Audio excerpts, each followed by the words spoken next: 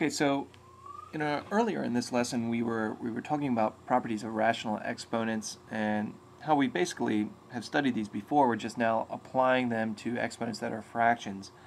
But remember that a fractional exponent is just another way of writing an nth root. So we also need to talk about properties of nth roots, and there's two in particular that are going to come up in this course.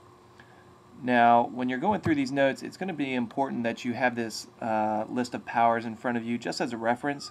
You've already listed these powers down in previous notes, so if you have those handy, that's fine. If not, you can pause this recording and jot these down so you can see them as we go along.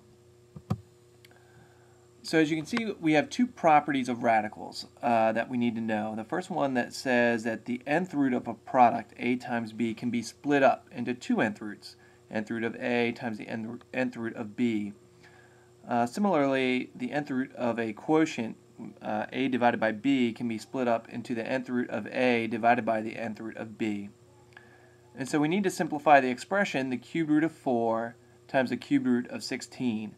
Now, neither of those are perfect cubes, 4 or 16, but I notice that the index of these radicals are the same. So what we can do is, using that top property, it's kind of like starting on the right and working your way left.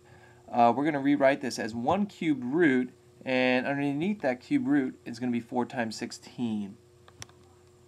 Then you multiply the 4 times 16, we get the cube root of 64.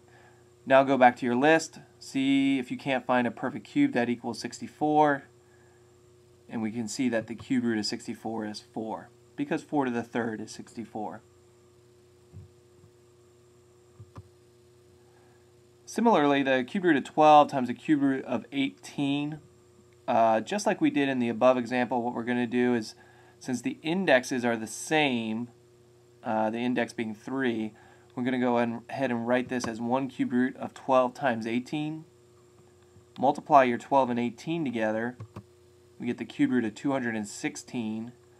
And the cube root of 216 is 6. Because 6 times 6 times 6 is 216.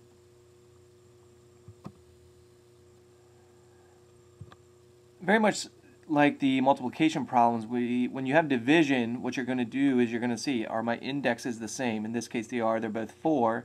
And so we're going to rewrite the fourth root of 162 over the fourth root of 2 as the fourth root of 162 divided by 2. Now do your division, 162 divided by 2, fourth root of 81. Go back to your list and see if you can't find a perfect fourth that equals 81. As it turns out, 3 to the fourth is 81, so the fourth root of 81 is 3.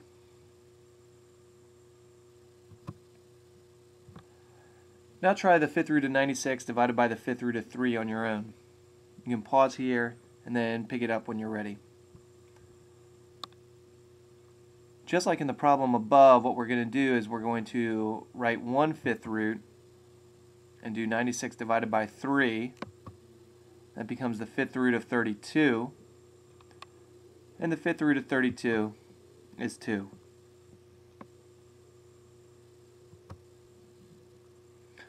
Alright, so now we want to simplify the expression, and we're going to assume all variables are positive. We're going to do this because when you take fourth roots of things like x to the fourth, you sometimes get plus or minus because of the properties of these radicals, but assuming all variables are positive, that takes care of the negatives. We're just going to have positive answers here.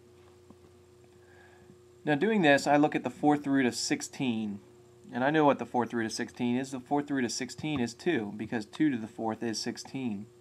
I also know what the fourth root of x to the fourth power is. Just like the square root of x squared is x, the cubed root of x cubed is x, well, the fourth root of x to the fourth is also x. And so the fourth root of 16, x to the fourth, is 2 times x. The cube root of 125 x to the third, well, first I'm going to figure out what is the cube root of 125. Looking back in my list, I see that 5 to the third is 125. So the cube root of 125 is 5, and the cube root of x cubed is x. And this is great. You know, when you have fourth roots of x to the fourth and cube roots of x to the thirds, that's fine. But suppose we had something like x to the fourth, or excuse me, the fourth root of x to the eighth. Well, in this case, the exponent of 8 is not matching the index of 4. So what do? Well, what we're going to do is we're going to rewrite x to the 8th. And what I want is an exponent that matches the index. I want an exponent of 4. And so we're going to rewrite the 8 as x to the second times 4. Because remember, our property here would be to multiply those exponents of 2 and 4, and that's how we would get the 8. Now we have the fourth root of x squared raised to the fourth. The fourth root to the fourth, they cancel out. As long as these two match, we're good to go, and we're going to get x squared. For the cube root of x to the 15th power, we want to rewrite x to the 15th so that an exponent matches the index, and the index in this case is 3. So we'll rewrite x to the 15th as x to the 5th raised to the 3rd. The index of 3, the exponent of 3 match up, and so the cube root of x to the 5th raised to the 3rd is x to the 5th.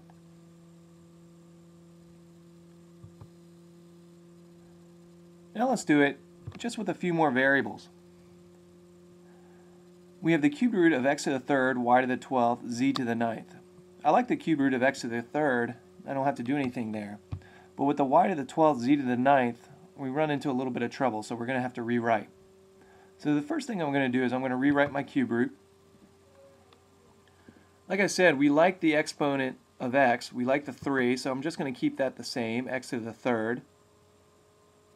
But y to the 12th, we'd really like an exponent of 3 there. So I'm going to rewrite it as y to the 4th to the 3rd. Z to the 9th, we'd really like an exponent of 3. So I'll rewrite as z to the 3rd to the 3rd. And so the cube root of this expression becomes x, y to the 4th, z to the 3rd.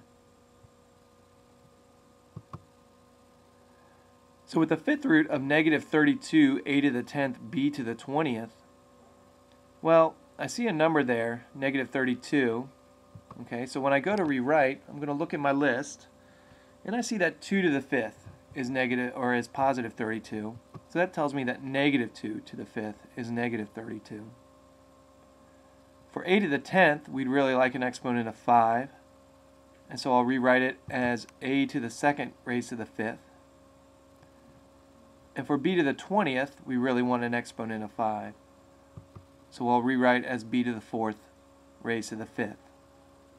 Then when I take the fifth root, we'll get negative 2 a squared b to the 4th. The last one we're going to be looking at is a huge expression, and this will come up on your final.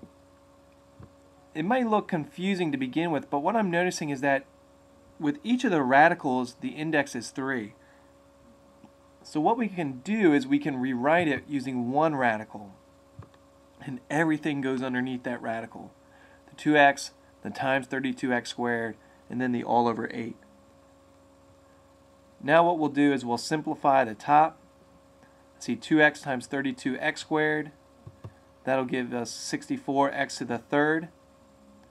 And then I see a fraction of 64 over 8. 64 over 8 reduces to 8. 64 divided by 8 is 8. And then the cube root of 8x to the 3rd. Cube root of 8 is 2. Cube root of x to the 3rd is x. And so our answer is 2x here.